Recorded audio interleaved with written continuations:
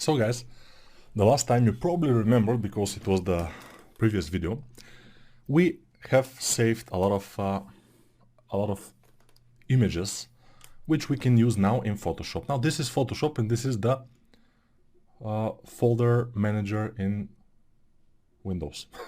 So what we open first? We open first the BPR flat PSD. We open it and this is our main image that we will be working on.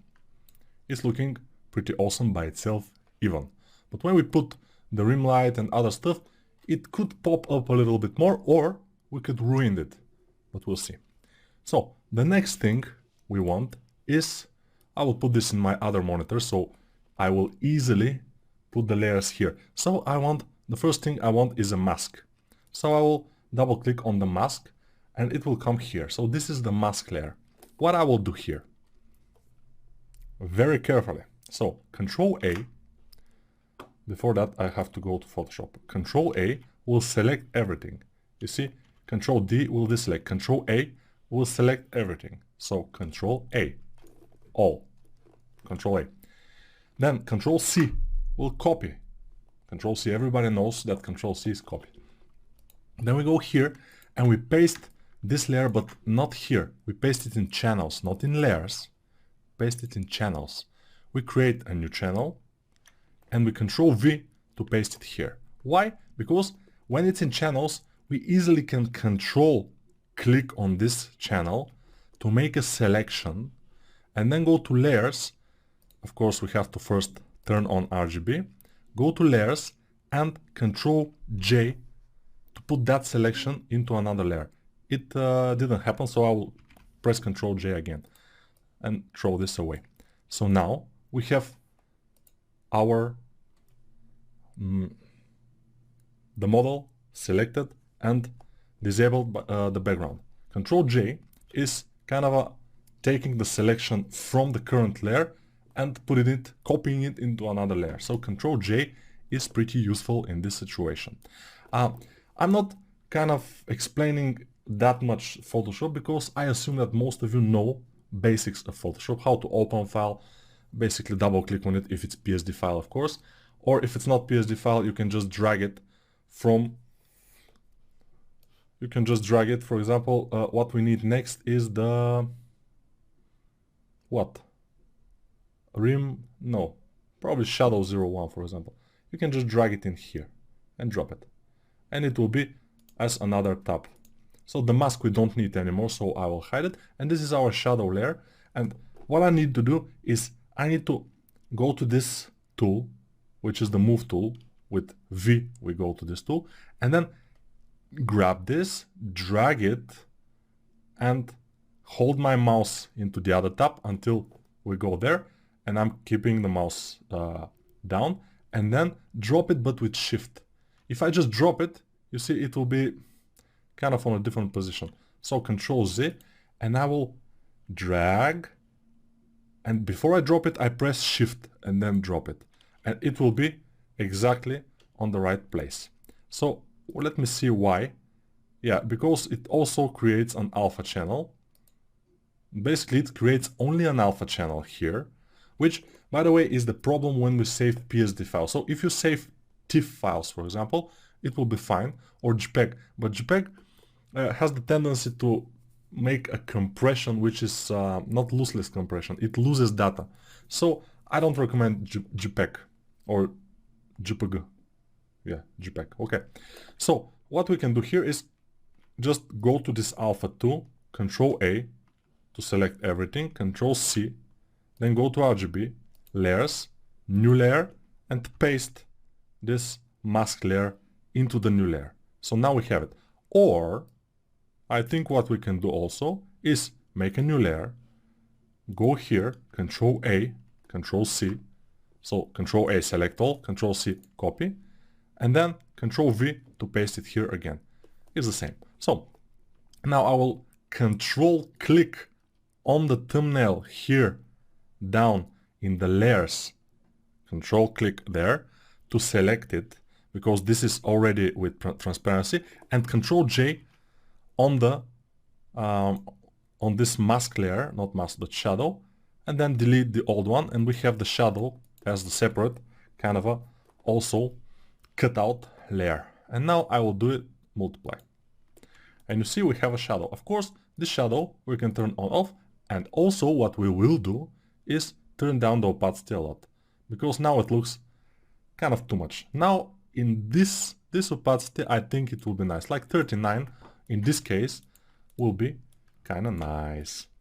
So what I'm noticing here is that the weapon itself is kind of too flat. It doesn't have anything. So what I want to do, I want to put a layer which will be the clown layer that we saved, and I will just drag it here. Then Control A, Control C, select it, copy it, then new layer to drop it in, because if you drop it in the current layer it will probably replace it, which is not a good idea. So new layer, drop it in the new layer, select the new layer, and control click on one of those two layers that we have with transparency to select the non-transparent area, and then Control J and drag the bottom layer, which we don't need, to the garbage, which is the most down right corner of our screen. So now we have this, which is our clown layer. Our clown layer will allow us to do this. If we go to W, I think was the shortcut of this. Yeah, Magic Wand tool, and select. We can select colors, but we have to be on this layer. We can select this color, shift this color, this, and this, and this, and this. And basically we can select the weapon in this way pretty easily by selecting the colors here. Yes, of course, if we go to ZBrush and make the weapon itself another polygroup, it will be easier. And then make the clown layer, because now we have to select it like group by group, because there are a lot of groups and it's not good. So let's go to ZBrush here. Let's go to document and cust to put it like this. Zoom out. Okay, we're here. Let's make sure our 35 is our focal distance, because the focal distance, by the way, if you move it, it will not be the same, the render, definitely. So now, shift click to disable the material, go to some flat color material, then go to polyframe and disable this. But first we go to the weapon itself and make it one polygroup, group visible. And now, probably we'll be able to make a render without ambient occlusion and shadows, and make a render. This will be our clown render again. We already did it once, but now we'll do it again. And I will save it as Stylized Cyberpunk Girl render. BPR clone 2. Not JPEG, TIFF. TIFF is fine. Okay, now I think we're better. Shift click here, remove this, and we are okay. Yeah, with the basic material we are fine. Of course, I can turn on shadows and ambient occlusion, but it's personal preference. So here I will just delete this layer because it's useless. Control D to disable the selection, and then take my clown 2 TIFF file and just place it up here. Control A, Control C, and Control V. Then Control click to select the opacity, and here we have a problem. It's not the same because of the because of the focal length. Probably it was not 35 when we did it the last time. It was some other focal length. Fucking length. Let's see what it could be. Yeah, dynamic, no, draw, maybe 50, or 85. It doesn't change at all. I'm curious what's happening now. there's some issue we have to fix. Let's go to draw and focal length 18, nothing happens. Because we don't have, okay, it was 35. And then we go to document and cast one on this, and then we turn on perspective. Wow. And again, cast one, okay. We turn on perspective and now it should be okay. And now we should go to shift click here on the brush icon. Then we go to the flat color, then we go here, and then we render without shadows and ambient occlusion. We disable them in the render menu and BPR. And now we save it. Yeah, sometimes even I make mistakes, you see. That's completely normal, but without those mistakes, you will not learn that much. The mistakes are, I didn't make them on purpose, but I think they're useful. So, shift click to go back, basic material, disable this. By the way, this blue gun is not bad. Yes, but whatever, yeah, it's fine. So, perspective, we have to not forget it. Sometimes if we forget perspective, it's bad. So, we go to BPR Clown 2, put it here, update it, and now it should be nice. And now we can just go to V, which is our first subtool, move tool, and just go and shift drop it to this. And then I will just go here and close the other ones, so we don't have too much tabs open. And now it should be okay. Control click, Control J, and we have it. Oof. We did it. That's amazing. Thank you. Thank you. Alright. I'm a little bit tired already, but we have to continue. Because we need to make it. So, now the weapon itself. What we need to do with the weapon. Let's select it by going to this layer and select it. And now the weapon should be all, yes, selected. So now I can just go to the bottom layer. I've selected the weapon, so I have the selection. I can go to whatever layer I want and just extract the selection from this layer. I will go to this layer and Control G. Now I have the weapon on a separate kind of a layer, which will help. I can select it all the time with just control clicking on it, which is pretty helpful. And also I can put it to screen, for example, to be more light, or for overlay, to have more kind of a, definition. It looks, by the way, it's not bad, especially if we go dial down the opacity a little bit. See, with it, without it, it's a little bit more interesting. But let's not get to this yet. Let's go to normal and leave it for now. Now we need the rim light. I will show you. The rim light is, when we put it, you will see it's like the blink of the eye when we're drawing a character, and the eyes have no kind of a light, and when we put it, it's like burst into life. Not burst, but kind of go live. So what we do is we find the rim left.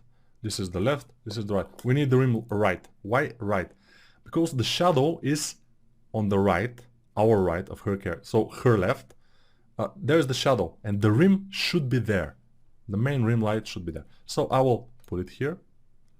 Now we have it, and I will just drag it here and shift drop it, of course. And now you see, even the rim itself, by itself, looks kind of awesome. Because we saved it as a good. So, rim light is important. You have to know it. You have to have it. Not you have to know it. So I will name this, by the way, clown.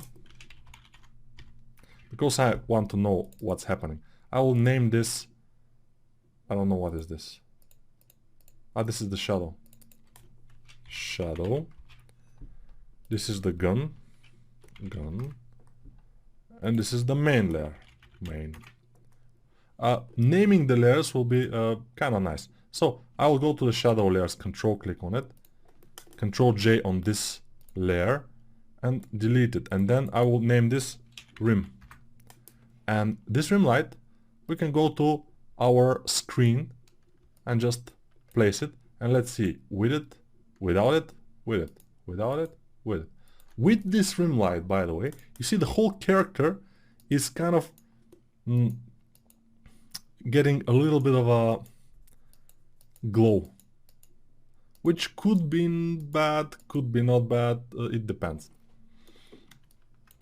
Okay, now this rim is okay, but to decide what color this rim will be, let me first go to my levels of this rim and just dial down this level. So you see how it's dialing down the overall lightening of the character, which is fine. Okay, now it's good. And now I need to put some background. So how to put background? We go to the background layer, the most bottom layer, and just click on new layer icon. And then we can fill this with some color, which I will choose from this pick in here. Let's pick some color like, for example, this one, a little bit more greenish probably. We can always change it afterward and just Alt delete to fill it.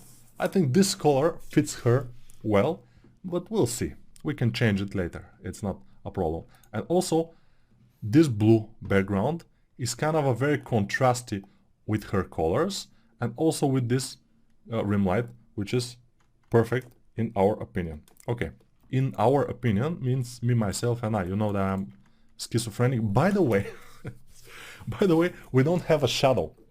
And it will be good to have a shadow on the ground, by the way. So let's try to make a shadow on the ground. We have to have a floor. Then we have to increase the size of the floor because, you see, if we go like the light around this area, remove the rim light, just remove it, go to this light and put it like this. Let's put it on top, just to have a little bit on the left. I will put it. And then let's render it with shadows, without ambient occlusion, just shadow. Let me see what happens.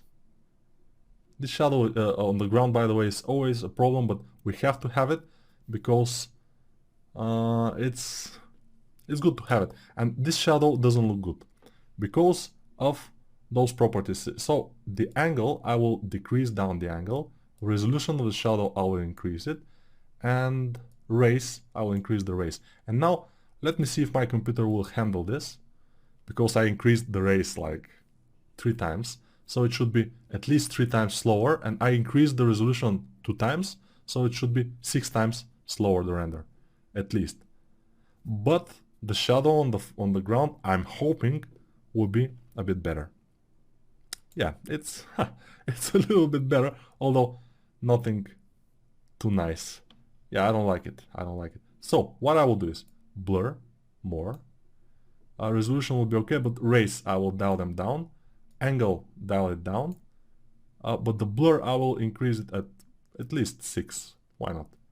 And again, try, move it a little bit, but not too much. Let's go to the cust again to be sure, and let's BPR render.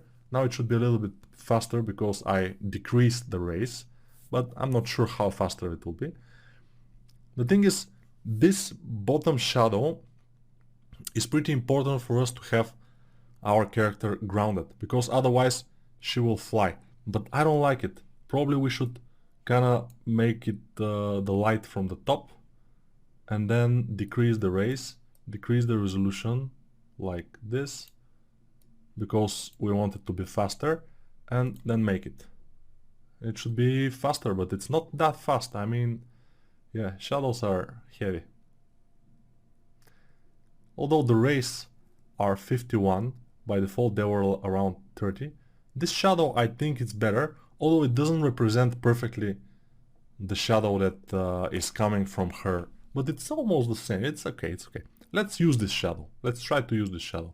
I will tell you what we'll do. So, or, yeah, let's save it for now. Shadow, no, shadow, okay, shadow. Save it as shadow floor or ground, whatever. Save, and let's save one more, just with the light exactly on top of her. Let's try that.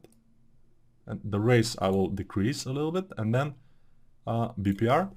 Let's wait, and we will save them, and we will kind of stop the video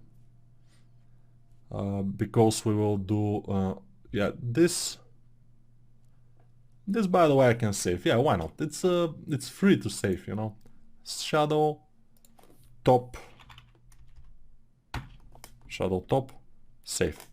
And yeah, I will move my backlight back, and I'll see you in the next video where we will try to put those shadows in a good use. By the way, to put a shadow, it's not that easy, but you will see.